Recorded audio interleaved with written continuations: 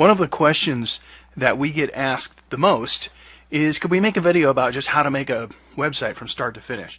Well, of course, the problem with that is there's just a million different possibilities for building a website. So there isn't really a start to finish process because everybody's website could be different. However, there are some basic things we can show you. And there's actually no perfect place to start. You can start however you want to. You can start dragging in images or writing text or whatever you want to do. So I thought what I'd do with this video is just do a real simple, basic idea of how to build a website from a blank canvas. Now, of course, there are lots of templates, so if you have no ideas and you don't have any images to start with, then you certainly should start with a template. They're easy to move around and edit and change and whatever. But if you're going to build a website from a blank canvas, at the very least, you're going to need a collection of some images. So let me show you. I'm just going to show you, I'm going to use the image tool and show you in my little folder here. I've got some images that I've drug into a folder that I'm going to use to build a website with. So you have to at least know, what kind of pictures you want on your website, so you have something to work with. And again, if you don't have this, get some graphics out of the graphics pack. There's a bonus package of 1,600 or so. There's 125 headers you can work with. So there should be plenty of images. There's stuff you can get off the internet, and you probably already have some if you're in the mode of building a website. But again, use a template if you don't have anything. So for this demonstration, I have collected just a handful of images here I'm going to build a simple website with. But let me show you what I would do if it was me. First thing I would do is I would kind of decide what kind of layout I want. So the first thing I would do is I would create a background header.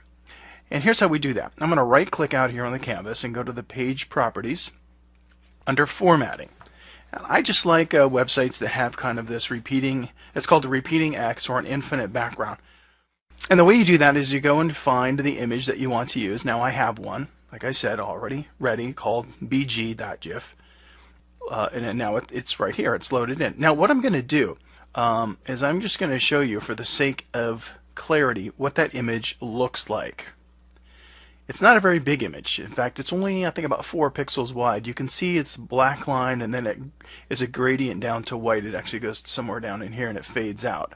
Well, obviously that's not a very good image to use by itself because you can't see it. But it's a great background image if I use it as a repeating X. And a repeating X image means I want this image to repeat horizontally, infinitely across my page. Here's what happens when I do that.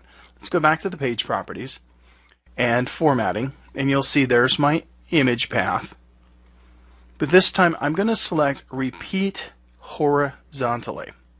And what happens when I click OK is you'll see that the image has repeated indefinitely across the screen. It's got this black bar and then kind of a gradient gray to white. And that's kind of a nice way to start my website with. Now you can find all kinds of background headers, and a lot of them of course are much wider than 4 pixels, and just mess around, play with the whole repeating X property, and you can have some fun with the background of that. The next thing I like to do is have a footer or a bottom area of my website. Well, of course the shape tool is a great way to start, and so if I take the shape tool and I just drag it out here, I can make basically anything I want to. I could go like this and stretch this into shape all the way across. If I double click on it, I have all kinds of different shapes to choose from. But then of course I always also can affect the colors. I can make it a gradient.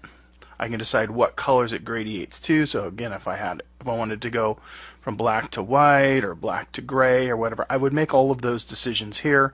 And that could be my bottom or my footer. Maybe it's a little bit dark, so maybe let's go with some grays. That's not a bad footer. So we could do that and stretch that across, to about 1,000 pixels or whatever. So that's a good way to start.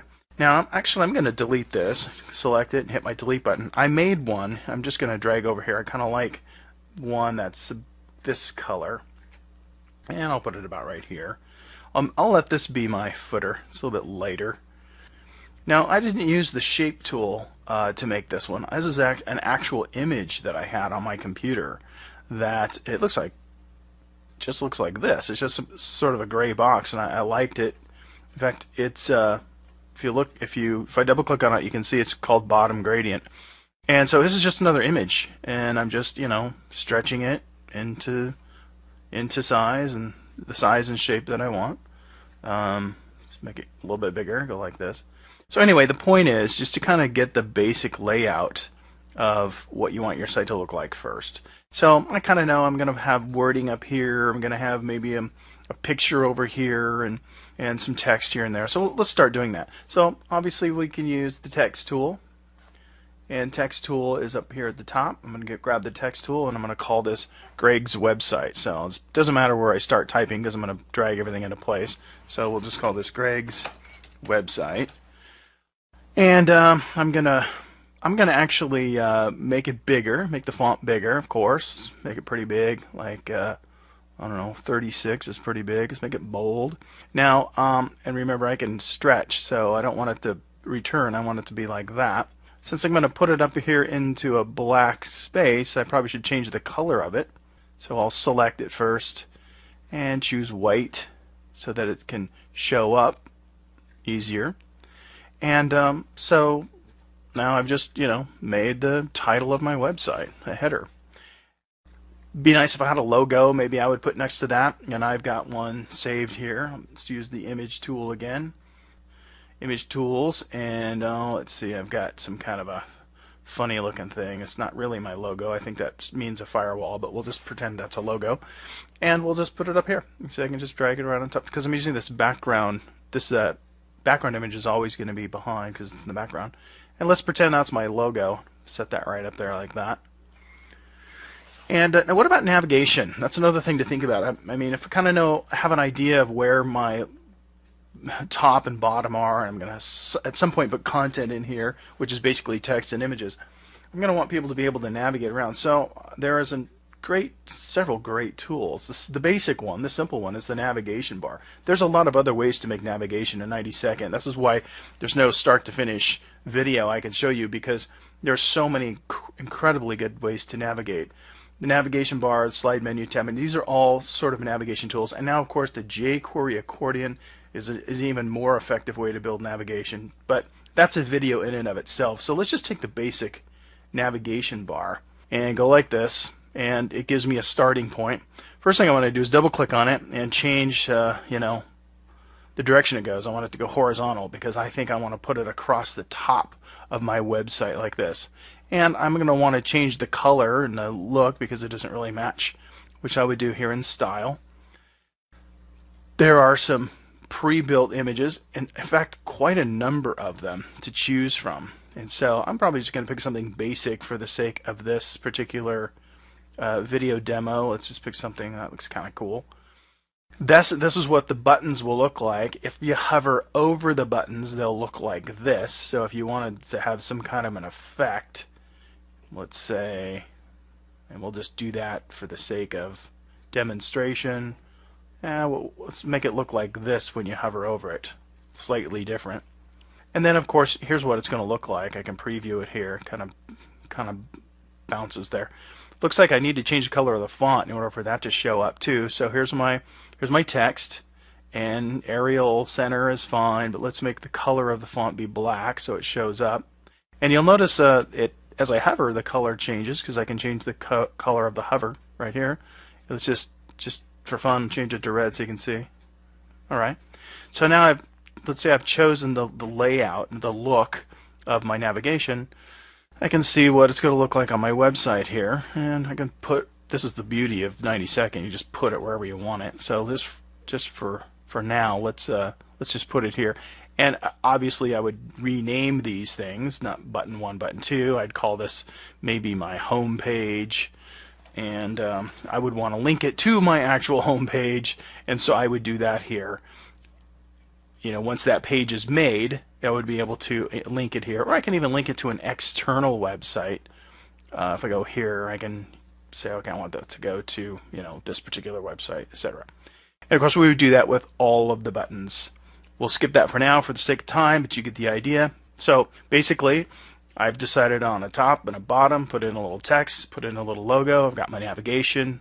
I could spend some time on the navigation. Let's just fill in the website just quickly to show you how easy it is to do. So I've used the shape tool and made a couple of shapes here. I'm going to put one right out here, and I've got a little image I like right there. Let's say I've written a little headline, and I sell, for example, let's say I sell, I don't know, security software. That's kind of what that looks like. Write a little write-up about it, something like this. And I might have another image. Here's this. Oh, let's do this. I got an image from my collection here. Use the image tools. I have kind of a globe, I think, somewhere that makes a nice. There we go. Header image right there. So I can put that in place, and again I can stretch it around until it looks right. So we'll put it like this, and I might write a little write up about that. So I would use the text tool to do that. I've pre-written this so we don't, just to save some time. Now I'm going to show you another quick trick. So let's say here's the text that I've put here. You'll notice that as I drag this text, it kind of goes behind the image. Well, it's really easy to fix that. When you select this object, I can go to Arrange and move it to the front so that it actually can be in front of this image. If I wanted to drag this closer, I could without any problems. Have it kind of overlap. Again, another one of the beautiful parts of this software is just being able to overlap things and know that it's not going to look weird. So let's say I wanted my website to look like that. There's a little product box. If I spent more time, kind of lining things up, I can select all of these things and move them at once. Let's put in let's put another image. Got a little product here. So let's call it this one, the 30-day profit formula. Let's put that there, and let's say this is the product I was going to sell. I put a little write-up here next to it. Again, text that I can jostle around, put into place. Let's just leave it like that. So let's just pretend that's what I'm selling. Again, if I was using PayPal, I would go and get my PayPal button, get a Buy Now button, and put that right here. And I'll double click. I kind of like the bigger. I think these look better, and they probably convert better in the long run. I would fill in all my PayPal details, the price of the product, etc. I would do all that there, so my PayPal button's working, so people could buy my product. And again, this is just, you see I'm just dragging things around, and I can move them as I go.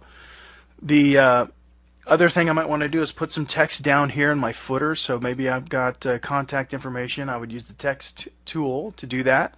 I've pre-written one just for the sake of time. It's just basically text. You can, I don't want to skip any details, but I'm just using the text tool like this, going like this, and writing text. That's all it is. And then once I've written my text, it looks like this. I can format it. So let's look at the formatting of that text real quick. All you need to do is just very familiar tools. You can select the text and set all the formatting up here. The font, the size, the color. Very similar to anything in Windows where you're working with text. And then, stretch it around or whatever you want to do. Another thing is there's a line tool. It's it's near the shape tool, the drawing tools. It's this kind of a thing here. And I can make a straight line like this. Sometimes this is a good separator. And honestly, there's just so many possibilities. I can decide what color I want that line to be. Say I want it to be kind of a dark gray. I want it to be fatter or thinner or whatever. I can even put a link in the line. I don't know if you'd want to, but you can if you want. It can be solid. It can be dotted. It's crazy how many options there are. So look, there's a little line I might want to put there. And if I want another one, I'm going to go copy and paste. And there, I just made another one. Put that over here. So maybe I'll use that as a separator to put some other information. Maybe I'd put a box down here about my company and whatever.